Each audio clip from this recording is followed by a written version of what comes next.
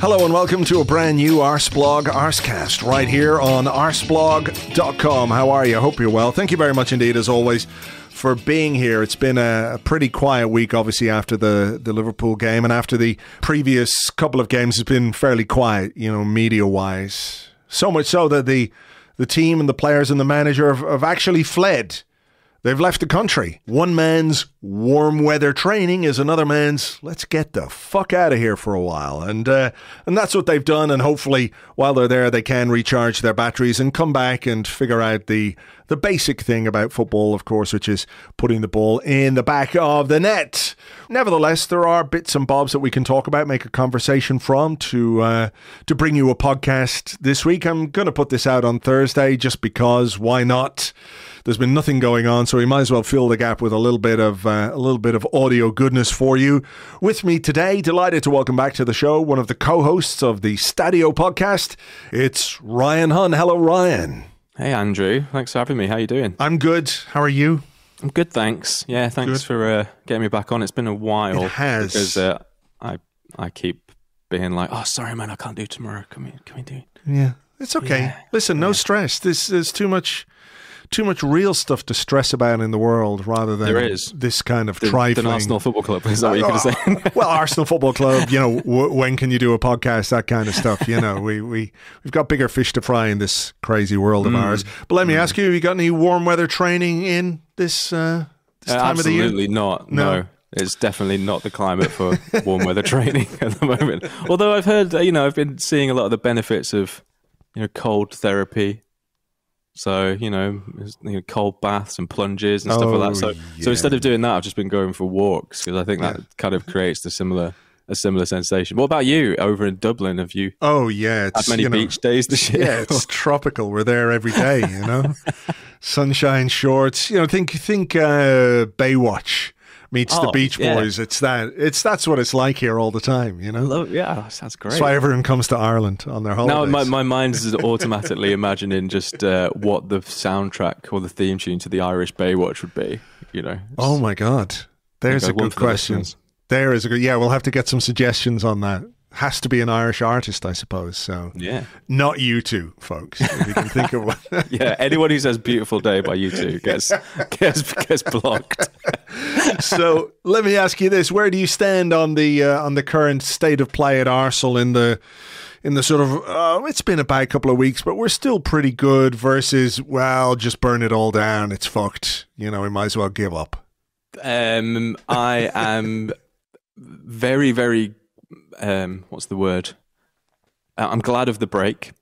I think it couldn't have come at a better time, really. I think the Liverpool game, going glass half full on it, I think I'm glad that was a cup game and not a league game, because I think going into this break, if that was a league game, I think would have made the existential debate probably even more existential and more heated. I mean, 20 games in, 5 points off top. I mean, I think we would have taken that last season. I think we probably would have taken that at the beginning of this season. And I'm not strangely, I suppose, because people always tease me about being too zen when it's all going to shit, but I'm all right, actually. I think that few seasons ever go without a bump. Few seasons do any side completely tear the league apart unless you're Manchester City. And I think actually in most of the games, if not all the games that we've lost in the league, we could have got something from, if not won. So I know that's a lot of coulda, woulda, shoulda, ifs and buts and whatnot, but I've said this a few times. I said this on Stadio and I said this on Wrighty's House to Ian, is that I think I'm a little bit more encouraged by the fact that Arsenal are creating and actually playing okay against setups that I don't think Arsenal have been used to playing against in the last few years. It's actually something I kind of wrote down to talk to you about the big goal drop-off. I've been reading the blog this week, obviously, like I do always. And I think a lot of it is interesting that we're just facing completely different defensive setups this year compared to the opening half of last year, where I think we caught everyone on the hop a bit. So people are a lot more expecting of the threat of Arsenal this season, and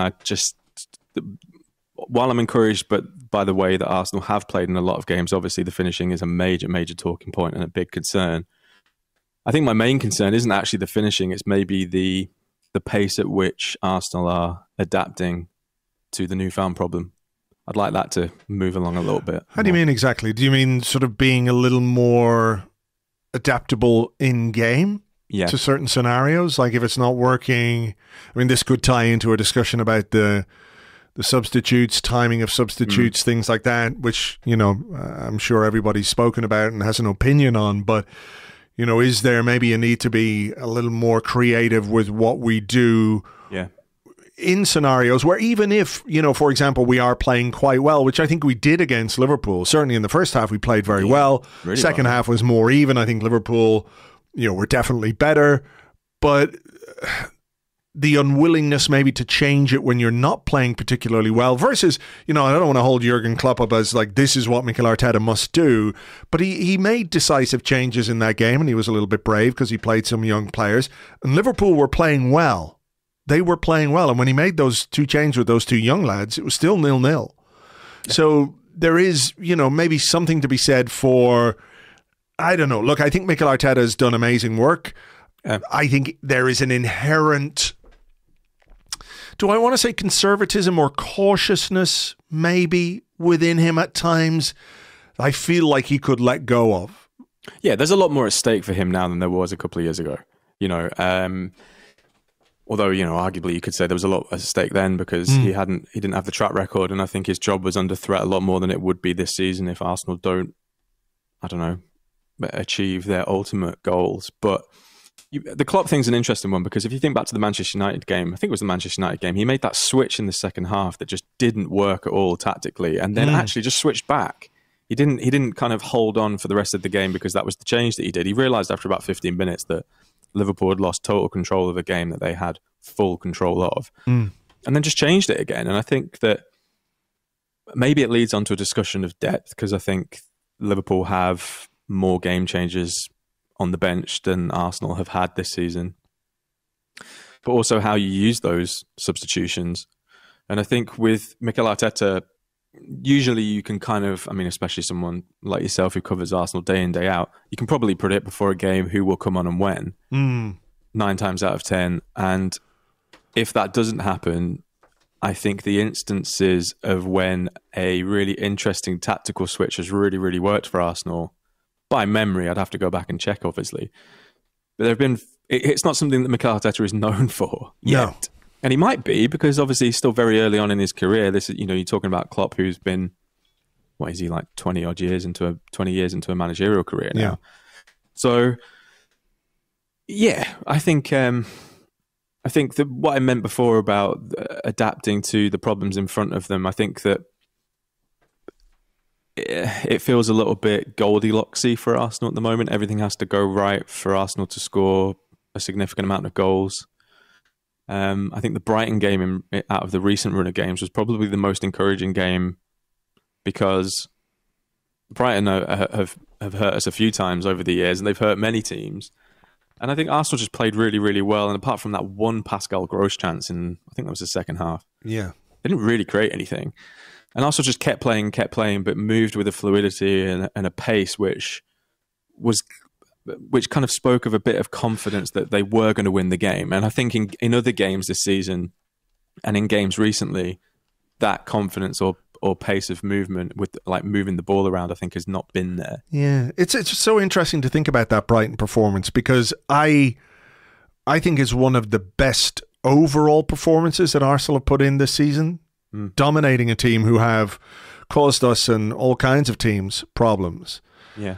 And at the same time, it was sort of a precursor of what was to come. Like, I didn't look at that Brighton game and say, well, what we've seen in this game is going to manifest itself in a kind of negative way over the coming weeks because, it was, I think I posted at like halftime in the Brighton game on Twitter, something like everything but the goal. That's what it was. Yep.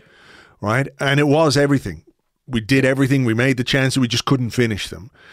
But we got there. We got over the line. There was the goal from Gabriel Jesus, the late goal from Kai Havertz. The Pascal Gross chance came in the middle of that, which I suppose, if you look at it now, could have had a fairly seismic effect on that game and that result. And people would have said, well, Arsenal don't have anyone to blame but themselves, because if you make that many chances and you don't score the goals, then, the inevitable will happen at this level of football. But I didn't really see it playing out the way it has done over the last few weeks. Certainly the West Ham game, and I think even the first half against Liverpool were almost repeats, not quite the same, but in that sort of same bracket of performance where it's mostly good until you get to that final part. Yeah, and I think Arsenal are no different from any other team in the Premier League, and their margins are margins, right? But was it the Saka hitting the post against West Ham? It was West Ham, I think, right? Yeah. And it's as close a margin as the Pascal Gross chance for Brighton. So sometimes they go for you, sometimes they don't. I think Arsenal have also been quite unlucky with a couple of decisions, but have also been on the end of some good decisions as well. And I just think that sometimes it's how they shake down, and sometimes you get a little bit of a run. I mean, to be honest, I personally, I talked about this on Stadio the other day about how I kind of, very jokingly, obviously, don't really class anything between Christmas and New Year as real football. It's almost like a Bermuda Triangle of football for me. That it's just, whatever happens. I'm not, it's not, it doesn't feel as real as maybe either side of those, which is obviously not a great way for when all the points matter. But I just thought, everyone's kind of knackered. You can kind of see that everyone's knackered. A lot of the Premier League games weren't amazing through that period. And if Arsenal are going to have a run of poor results or a collection of a couple of games where they probably should have got more out of, even the Villa game away, I think Arsenal should have got more out of. Oh, yeah. And I'd rather have them condensed in one thing so it doesn't repeat itself or drag on through the rest of the season. And I think that's probably why the Brighton game will probably be forgotten, because it fell in between. Apart from that game, the last game Arsenal won was the Luton game, which now looking back was the beginning of everything changing, because that game was so weird in the sense that Arsenal don't really score a lot of goals away from home, had been defending really, really well up to that point. Luton didn't really score a lot of goals at home. And it seemed to be this really, really wild game that, the thing with Mikel Arteta missing the Villa game because of over-celebrating and all this stuff, it just seemed that was a bump that I think Arsenal couldn't really regain control from since. Apart from that Brighton game, which just now looks like such an anomaly, which is weird, really. I asked our Discord for some questions, for some talking points on this, because I think the last thing anyone needs is to hear a podcast another 40, 45 minutes, an hour of people trying to figure out why Arsenal can't score goals. But I did quite enjoy this one. I thought at first it was a little bit tongue-in-cheek from Garza, who says, with all this talk about goals, shouldn't we be focusing on getting more assists? Which I thought was quite good. I thought it was good. Good gag. But then, is there something in that the delivery that we've been so successful from our fullbacks, from Martinelli, from Saka, hasn't quite been at the level that it needs to be. The thing about the goal against Brentford, where it was tough going. It was a struggle against Brentford. And nobody thinks about the struggle because we got a last-minute winner, but it was a quality delivery from Bukayo Saka onto the back post where Kai Havertz was there to actually head it into the goal and not wide or over, which is his biggest strength. Yeah, I think that's something we should obviously do more of. The on-target stuff is very beneficial if you do want to score goals. But I mean, is there something to be said about the quality of final ball as part of what this goal scoring drought, if you want to call it that, has become? Yeah, that's why I don't really like Arsenal have had this many shots and not scored from, because it doesn't really matter. The shots thing doesn't. We're now deep into. I don't want to kind of. Whenever I go with stuff like this, like, hey, Craig Burley in the background's just shouting nerd nonsense, right? But we're in data is quite freely available, and a lot of people use it to form arguments or see how their eye test works with football. And I think that it's more about creating better chances than just creating chances. And I think that that's kind of one of the things that leads into the thing that I was saying before about figuring out the solution to problems in real time, and that's the thing that I would like Arsenal to do more of, and maybe kind of figure out quicker, because everyone in that team is really fucking good. Like, they are. If you look at some of the lineups, no disrespect to any of them down the line, in the years gone by, but this is a really, really, really good starting 11 from front to back, and there are some really clever players in there. There are some unbelievably gifted players, and I think it's just more about, like, guys, you are sound like Pep. You're so good, so good, so good. But what you have been trying to do for an hour isn't working. Let's maybe hold on to the ball a little bit longer before creating an overload or switching it. There's been some moments of impatience that have like annoyed me a little bit more than maybe the actual results have. And I think that goes towards to creating the quality of chance. There've been a couple of times, because I think with the Martinelli thing's a really interesting one, and Saka as well. I think Saka, you mentioned it on the blog, and I totally agree that there's a slight lack of sharpness with him. I mean, understandably, for the amount of football that he has played over since he was probably about 8. But with Martinelli, I think you're seeing the result of just teams not giving Arsenal enough space in behind like they were last season. Arsenal not being able to break early on in games because teams are very, very well equipped to set up for that and to stop that. They know that was the main threat, which took teams half a season to figure out last season. And post-World Cup, and when teams started actually switching on to Arsenal being a title threat, Arsenal struggled to break some teams down. I think Martinelli and Saka, you're also seeing a little bit of a result of a lack of depth, because being able to rest those guys to start, which you don't want to rest your best players all the time, but there will be occasions where, for example, it's like, well, these guys are just going to sit so deep that we might actually need to figure out another way to break these people down, and then introduce you late on in the game against tired defenders. Because if you're a right back and you see Martinelli coming on after an hour, you're like, what? Like, really? And I think it's not easy to defend against those guys, but I think it's a little bit easier at the moment to defend against them from the jump as opposed to late on in games. I mean, you do the podcast with Ian, and he is looking for a killer. He wants a killer. Does he want a killer number 9? Does he want a killer wide player? Is it just any killer? Is he open to a variety of killers, or is it one specific killer he's looking for? And, to what extent do you think, I mean, the obvious thing to say is that a good player brought into a squad makes a squad and a team better, usually, unless you do the old Aspria thing when you're 12 points clear at the top of the table, like Newcastle did some years ago. But, where, if I were to ask you, would you pick your ideal killer of any description? If we're going to bring one player in January, for example, I would like a wide forward more than a number 9. I'd actually go back and probably I would like another central midfielder first. But if we're talking about people that can really hurt you in the final third, I think getting a really good wide forward who could ideally, and I know this is nowadays this is the kind of thing that will cost you so much money, but a wide forward who could operate ideally on either flank, I just think creates a little bit more competition. I mean, we saw the Trossard effect last season. Trossard coming in last season, I think, was really important because it gave Arsenal another option in a position that they'd become quite predictable. And his, I know he's not playing so well this season, we're going to talk about him, but his flexibility in the back half of last season was really important for Arsenal.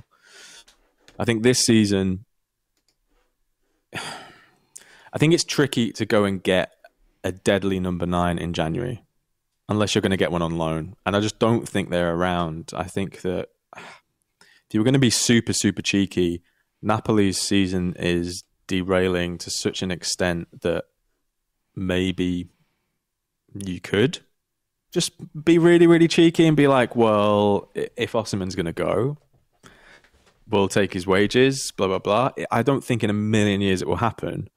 But I'm saying I'm saying that using that absurd example is to be like, that's the kind of player that Arsenal are going to have to go after. But as we saw with Kai Havertz, integrating a new piece into an attacking setup takes time, and it took a lot of people to learn how excuse me, how they all play, and you're adding a little bit of jeopardy if bringing in a focal point up front in January. I think back to Jose Antonio Reyes in the Invincible season, and him coming in, I think, just gave Arsenal options, and that is the kind of player that I would like Arsenal to go after. Someone who could contribute with goals and assists, but also create a little bit of flexibility in that front three. Something different, like a different style of player. Like Reyes, Arsenal, were blessed with incredible forwards at that time, with Bergkamp, Henry, there was Wiltord, there was Kanu, Jeremy Aliadier, but Reyes was something different. I mean, it took him a couple of games to get settled in. Had that own goal against Middlesbrough. I think it was in the League Cup before he scored that amazing goal against Chelsea. But style-wise, certainly he was absolutely something different, to a squad that was like blessed with some of the best attacking talent in the world. And I didn't even mention Freddie Ljungberg or Robert Pires, or what Patrick Vieira could give you going forward as well.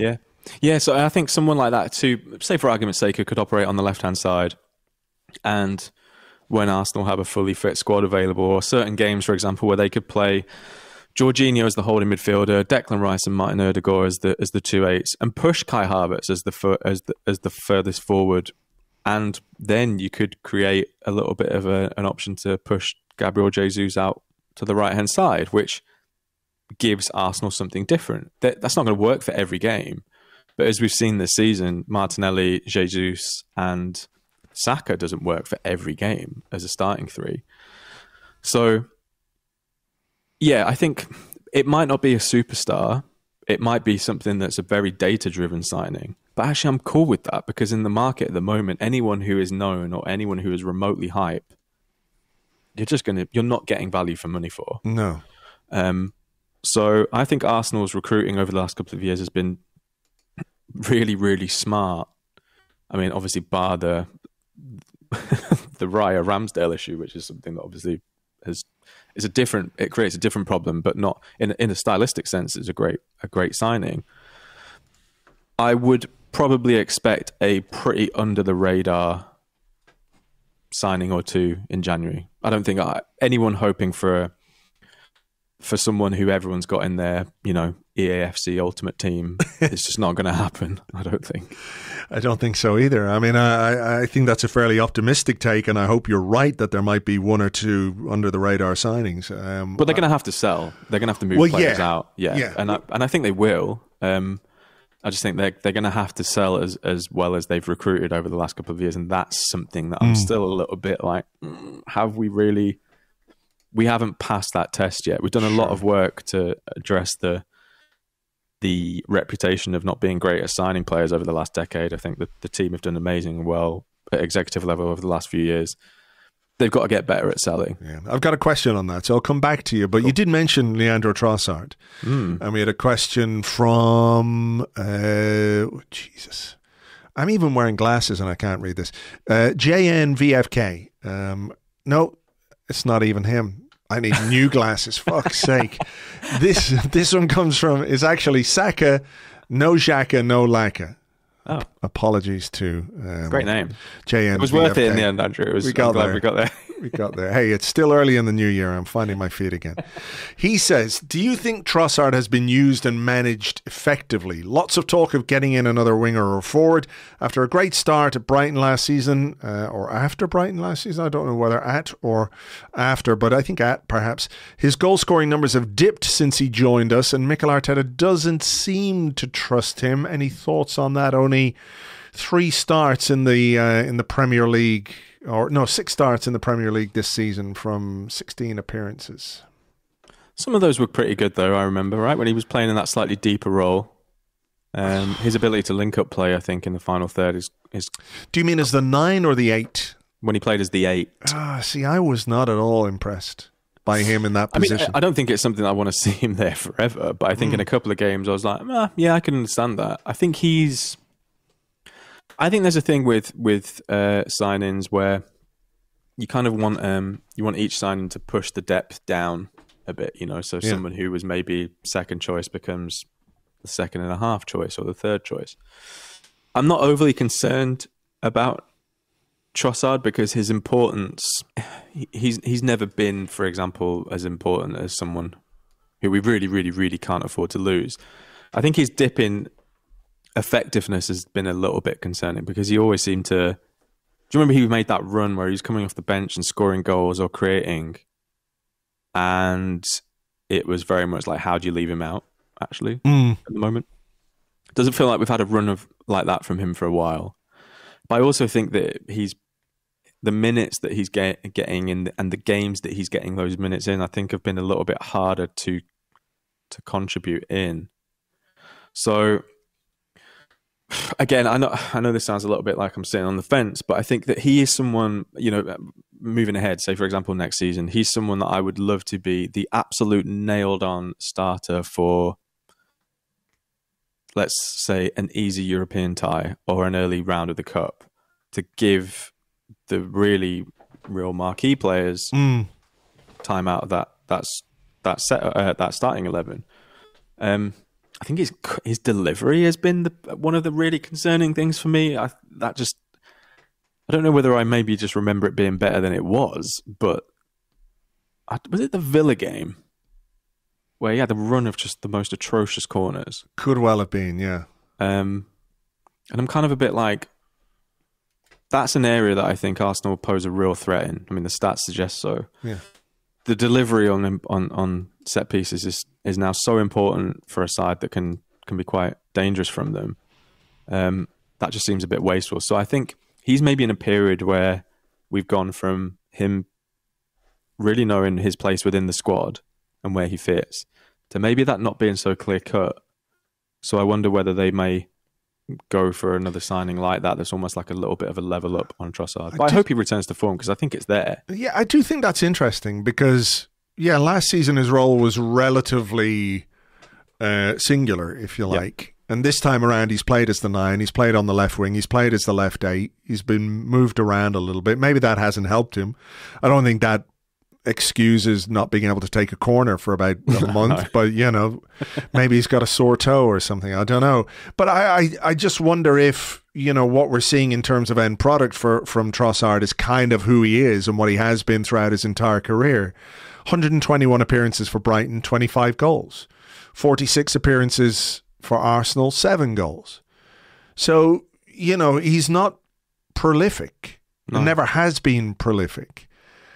But I think he's at an age and he's experienced enough where, he could potentially give you a bit more. But I think the last 2 or 3 months, I think he has fallen a little bit down the pecking order with Mikel Arteta, which is quite interesting. Like, I was surprised it took him until the 88th minute to get on against Liverpool.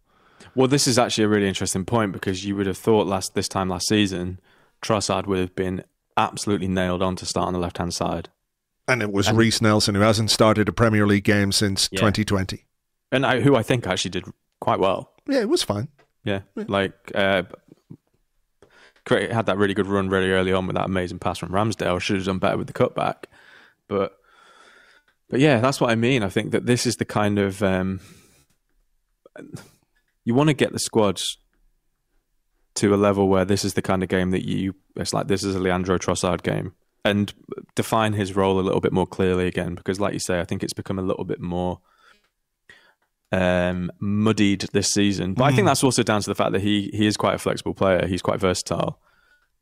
I just think that maybe I wonder the knock-on effect of the Kai Havertz integration. I wonder whether that played a little bit of a part because you're not just dealing with putting a new player in who's finding their feet. You're trying to build all those relationships around them. So it's not just that position that it affects. And I wonder how moving Trossard around while also trying to figure out Kai Havertz's role. I wonder whether he maybe suffered because of that. What's your Havertz hot take? Where do you stand on what you've seen from him in the first half of the season? I mean, I actually thought he was playing a lot better than people gave him credit for when they were hammering him early on. I also think that I mean, we watched so much of him at Leverkusen, and honestly, one of the most gifted players I've ever seen come through in the Bundesliga. There was a game actually that I watched him, and I'm kind of going back a bit here, but when the Bundesliga came back after COVID, I went to they called it a Geisterspiel, so a ghost game, they called them here, at the Olympiastadion in Berlin when they had to play Leverkusen. So eerie. It was the eeriest game of football I've ever been to. Being in the Olympiastadion empty. But I watched Kai Havertz for 15 minutes, just watched him, and that was it. And there was never a moment that he wasn't within like 5 yards of space. Just constantly, just like kind of ghosting around a little bit. And I could see elements of that in some of his early appearances for Arsenal. I think he just looked really nervous and a bit timid because he's not... I don't think he was helped by the fact that he had Declan Rice coming in at the same time, who is very much like, give me the ball and I'm going to like do something, move this 30 yards upfield. And like, it's very much an alpha, you know, in that in a football sense, whereas I don't think Havertz is at all. I also think that Mikel Arteta asks his players to do so many. I mean, it was quite well known. Declan Rice was talking about how much information he's had to take in, and I think Granit Xhaka said something last season about how Mikel Arteta is a freak in a good way with how much information he gives you.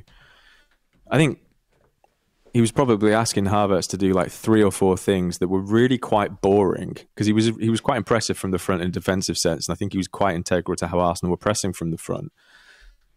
As soon as he started putting the ball in the back of the net, all the noise just went away.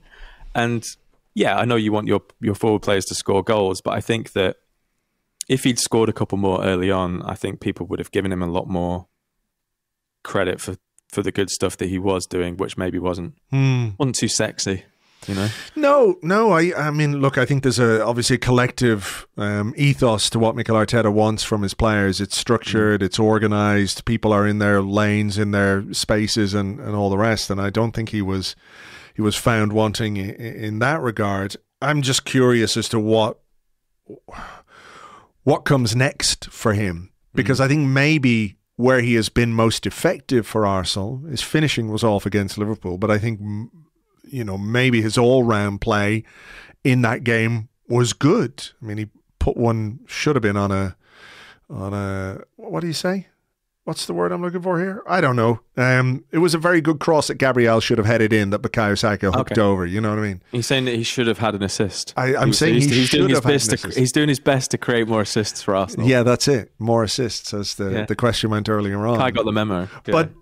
But if we are talking about doing something a little bit different with the team, with the players that we have, at least for now, then Havertz is the 9, if that's what you want to call him. You know, I think he's maybe more effective there at the moment for Arsenal than at the 8. But that, of course, leaves a big 8-shaped hole, 8-shaped problem that we still have yet to solve with or without Havertz. I think he's been all right. You know, but we certainly missed what Granit Xhaka brought to the role last season. For sure. I mean, and if you think though as well, like in terms of hierarchy within the squad, Granit Xhaka was essentially a captain with a very senior role in the squad, who had been backed by 3 managers in a row, and I kind of saw a little bit of that in Havertz, where Mikel Arteta is backing him here, and he's blatantly doing a lot of stuff that he wants him to do, and he knows that maybe the goals will unlock. But he's never been the best finisher. He's never been an unbelievable finisher. He's not a striker. I think he's always worked best, you know, as a second striker at most, but usually like a kind of number 10 floating around. And I do wonder if for example, there was let's say, for argument's sake, Victor Osimhen's playing up front for Arsenal this season and is banging in 20, has already got 15 goals, 16 goals. It's a nice argument, yeah. He would demand so much attention that I think that's the kind of spaces that Havertz operates in. And I think with unfortunately what we've got this season is the four most forward players aren't mega goal scorers, any of them.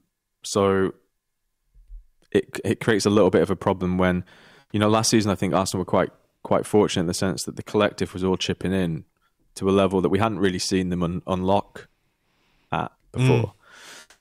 And this season they're not. So yeah, I mean, again, I think that I'm not saying by any means he's that some of the criticism hasn't been valid. I think it obviously has. I think that there have been a lot of things that he could have done better. A couple of times that he's way too passive. But also, I think we've seen that run that he went on when he came back from international duty, he played at left back, he scored a couple of goals on international duty, he had that run for Arsenal. He seemed like a different player. It was almost kind of like, okay, I've got the confidence. I know I can do some real damage. But then just as he was hitting that kind of level, it seemed that the whole team dropped off, So it's a bit unfortunate. Yeah.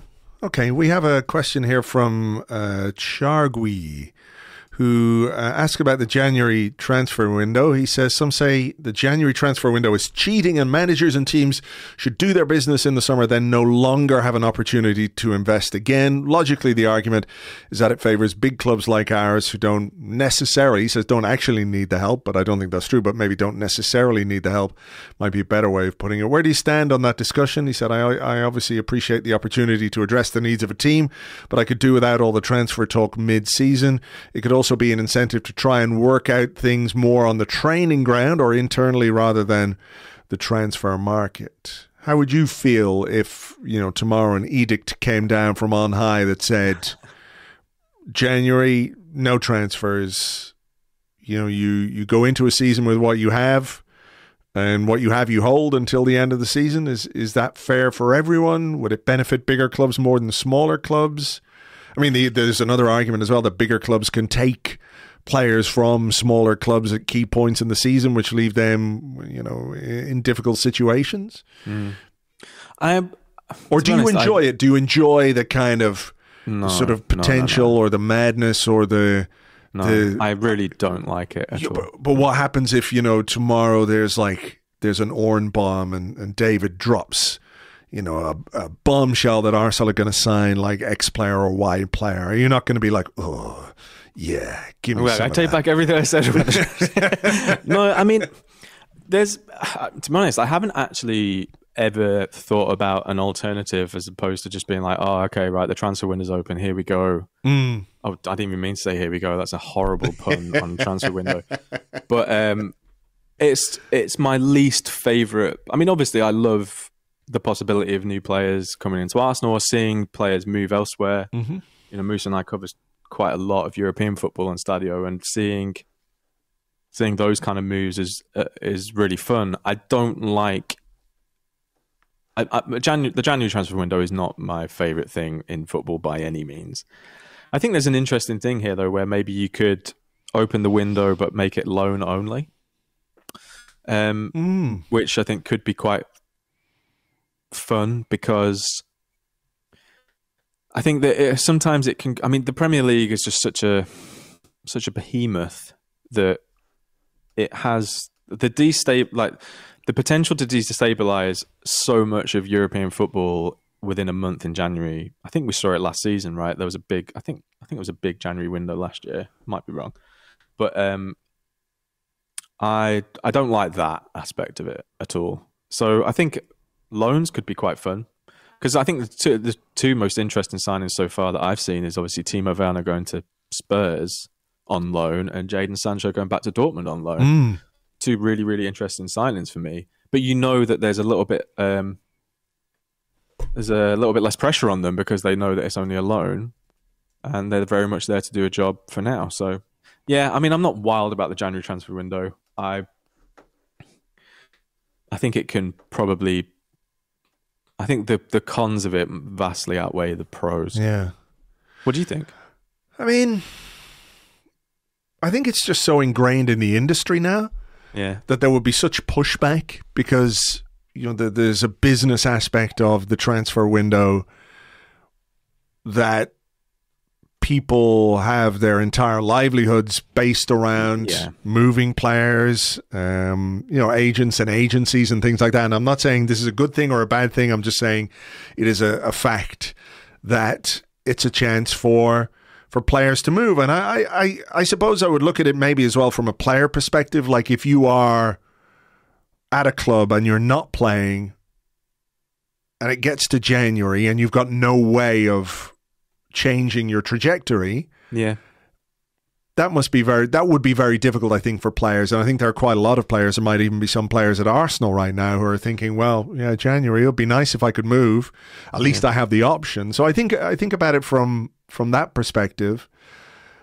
I think, that's a really good point, actually. Yeah, I mean, I thought of it more of a kind of in terms of the actual, all the noise around it and the knock-on effects. But yeah, from an individual player point of view, I mean, you'd hope that, in my little kind of loan scenario, you'd hope that they'd still be able to get those moves. It would hopefully get them easier. It could well be easier, couldn't it? Yeah. If it's like a question of loan, cover some of the wages, cover most of the wages, Because there's nothing more, well, I mean, there's, relatively speaking, there is something quite heartbreaking about seeing a really, really talented player who's just frozen out somewhere. Yeah.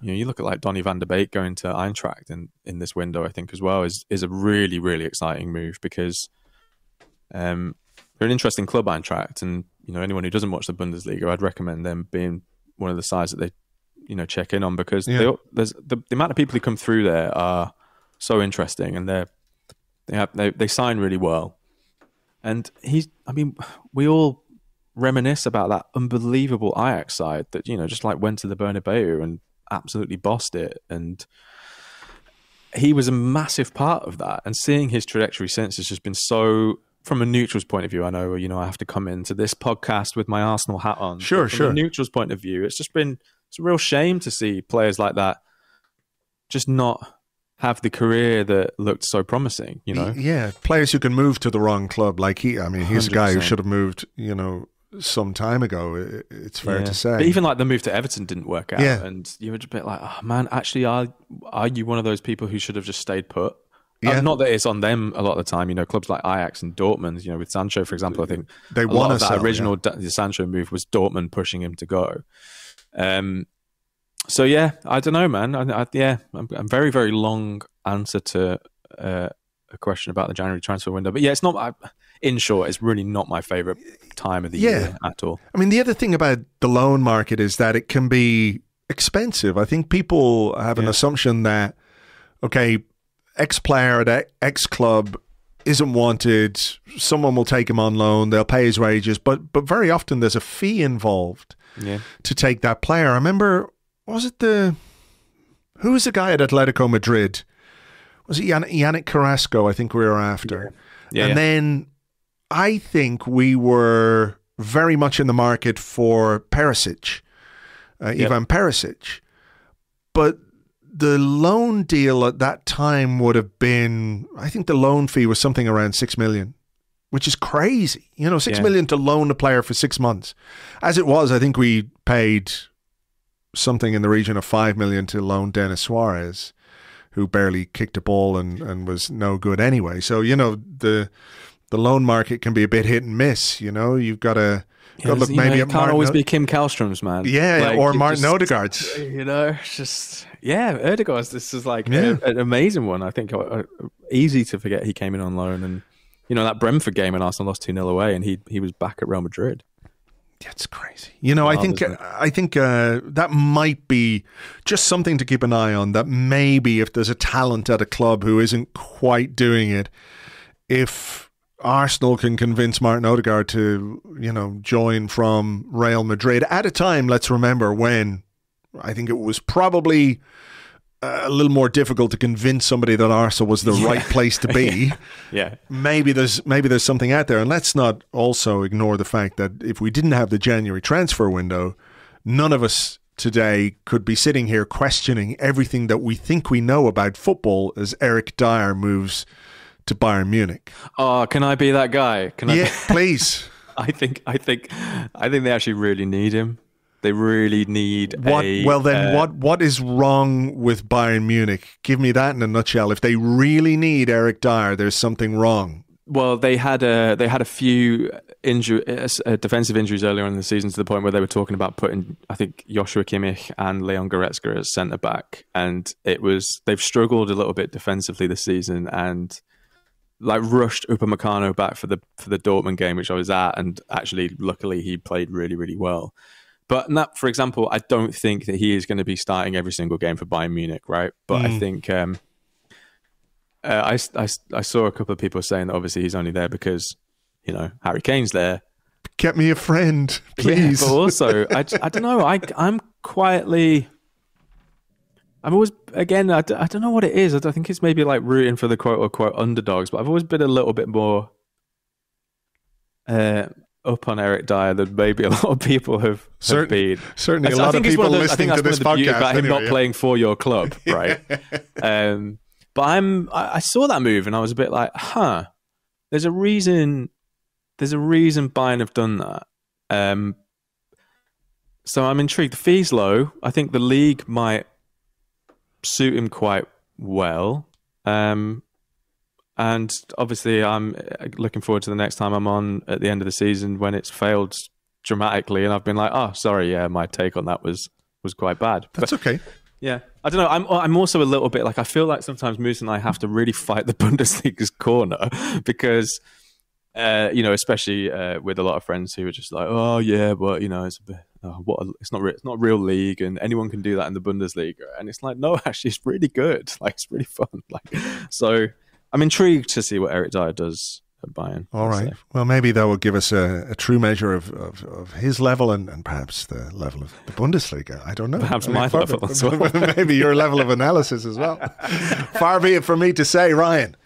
Let me finish up with this one, right? It comes from Master Johnbury, and he says, given that Edu's job is to ensure the team remains competitive for several years, as he is now sporting director, of course, should he be putting pressure on Arteta to not drive the value of our talented squad players into the ground? I worry that we might end up repeating the mistake of Ozil and Aubameyang, with Emile Smith-Rowe and Kieran Tierney and Reece Nelson, ruin our bargaining position by making it obvious to the world that we don't value them. I think Kieran Tierney's move to Real Sociedad was actually a big sign that Arteta very much values him and his ability as a player, because I think he also understood that he needed to play and that he maybe couldn't give him those minutes there. Especially when you think now, Arsenal signed Jurrien Timber, who was going to be the left back this year.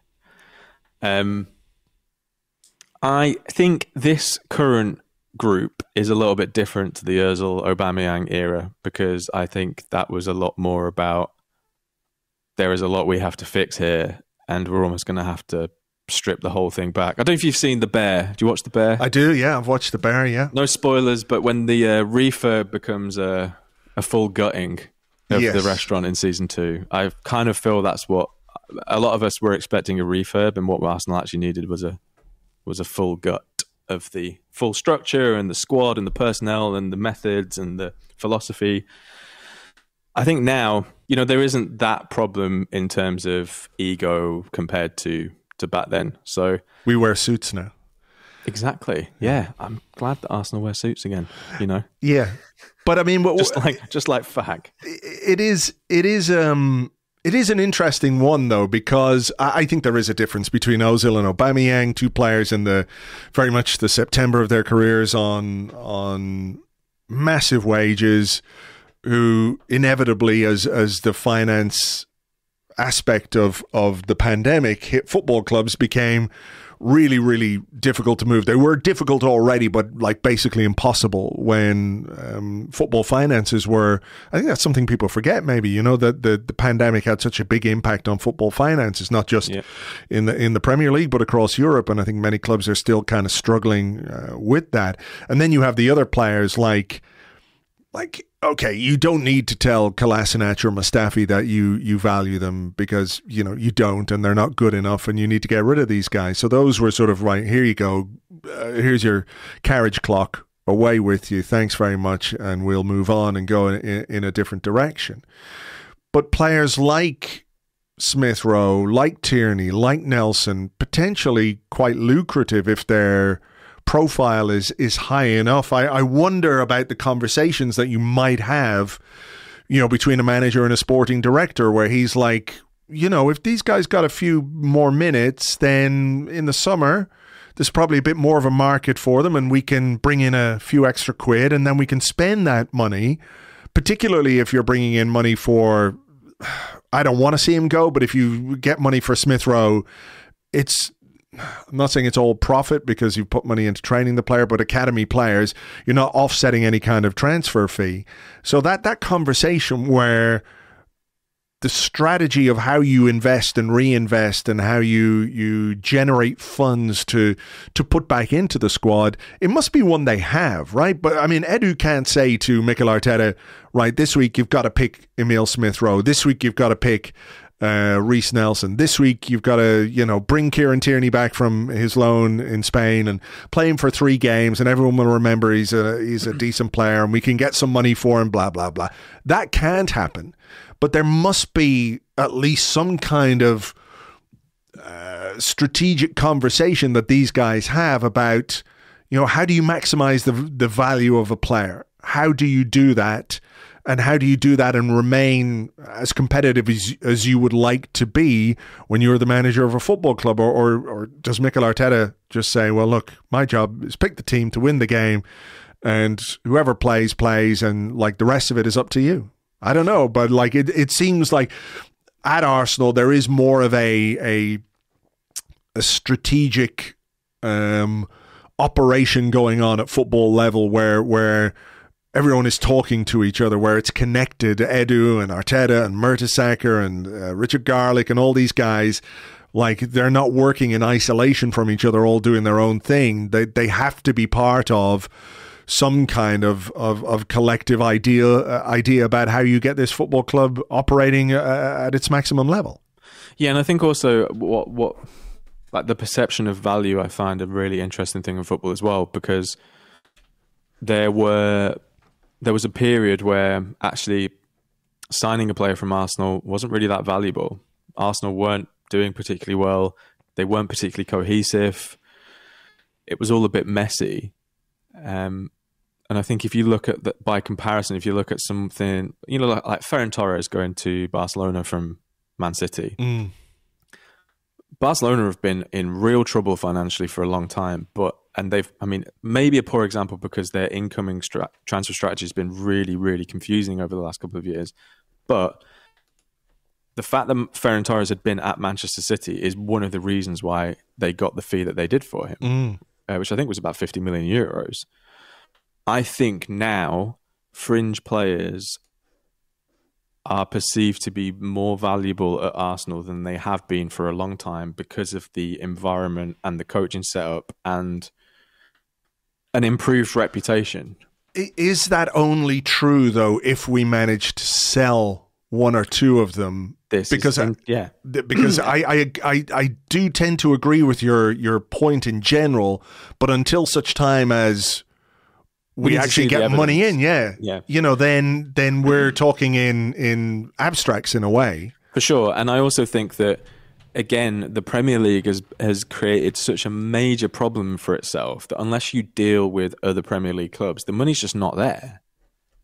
So, what we think, just for argument's sake, Kieran Tierney's got 2.5 years left on his contract, I think, right? 2026, his contract's up, I think, at the end of that season. If you were going to sell him this summer, what would you think his value would be? Like if you were Andrew Mangan, sporting director at Arsenal, what would you value Kieran Tierney at? Right now? Yeah. See, I ended up with egg on my face with this one because, during the summer I was thinking Newcastle are after him, so I'm going to try and squeeze as much as I possibly can out of Newcastle. I don't think Arsenal will get what they paid for Kieran Tierney now. I think if you get 20 million for Kieran Tierney, you're doing very, very well. What was the actual fee that they signed him for? 30, I think. Was it? Close. Yeah, I think it was 30 or 35.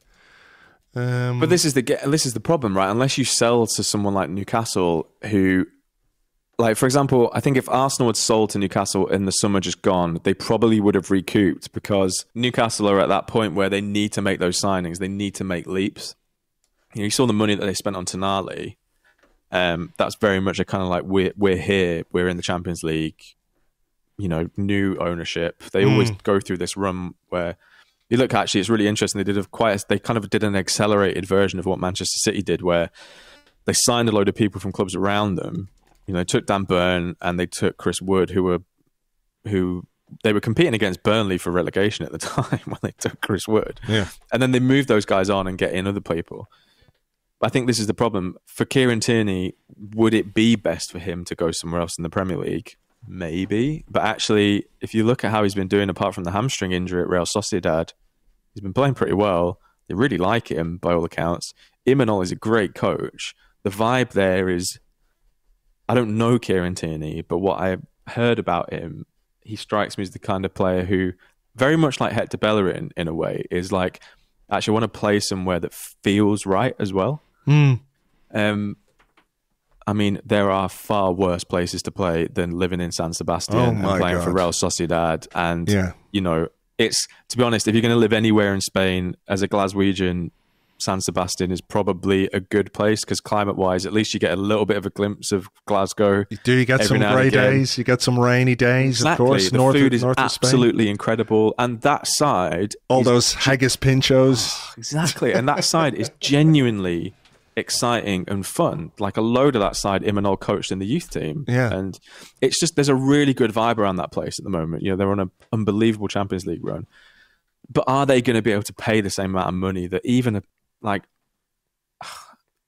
Wolves would? No, of course not. But maybe that's where Arsenal need to get a bit creative. If the rumours involving Zubimendi are spot on, then 100%. maybe you've got a little bit of leverage there, where you're saying, okay, Kieran Tierney likes it there. You like Kieran Tierney.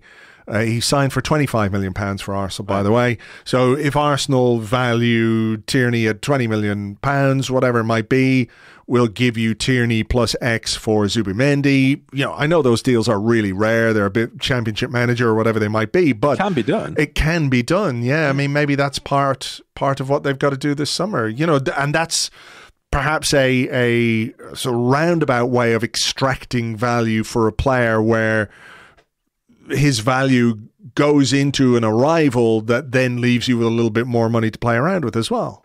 Yeah, and I think if you think about what that loan has given Kieran Tierney this season, it's still giving him Champions League football. They're into the knockout stages. They're not doing as well in the league. I think the Champions League run has maybe hit their league form a little bit. And obviously the emergence of Girona just kind of has meant that there's one less side to go into that top four. But if they can put together a bit more of a run, go deep in the Champions League, and even, I mean, I have a bit of a soft spot for Real Sociedad, so fingers crossed they get into the Champions League spots again, then why would you not want to stay there? I mean, unless he's having a dreadful time, which I just can't imagine. He is a bit of a home bird. He is a bit of I think even when he was in London, he had some homesickness issues. But maybe, as you get a bit older and mature into life and your career, that's something you can overlook, to live somewhere like San Sebastian, which must be just fucking amazing. Mate, wow. Man alive. So we always Moose and I sometimes play this game where it's like a question that we get it every 6 months or so on a mailbag, where it's like, you're a professional footballer and you've got to map out your career from when you break into the first team somewhere or where you come through, and 9 times out of 10 one of us will stick Real Sociedad on. Oh, you've got to do a few years. It's like Stadio bingo. It's like, oh yeah, there you go, and I'll Porto's on there or something, or Benfica. Yeah. Get me into the Basque Country. What is the proliferation of Michelin-starred restaurants in that area of the world?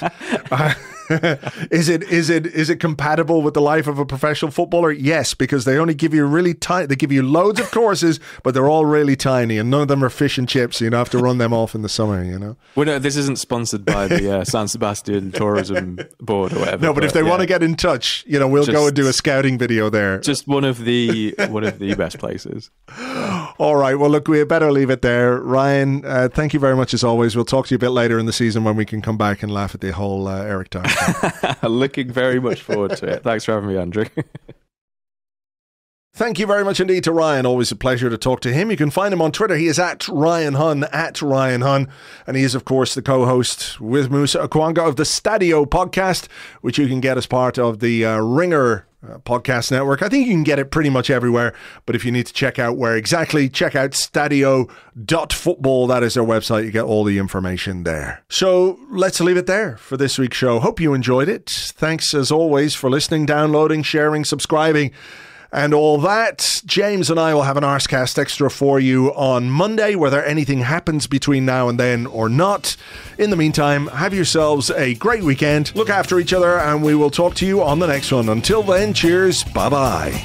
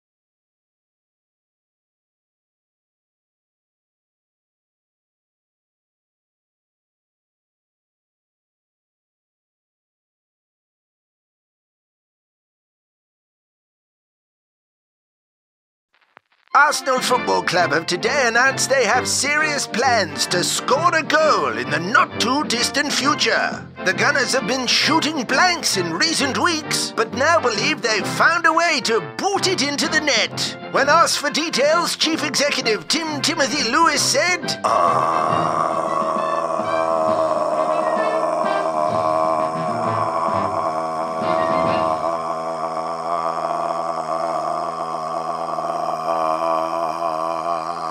Quite so.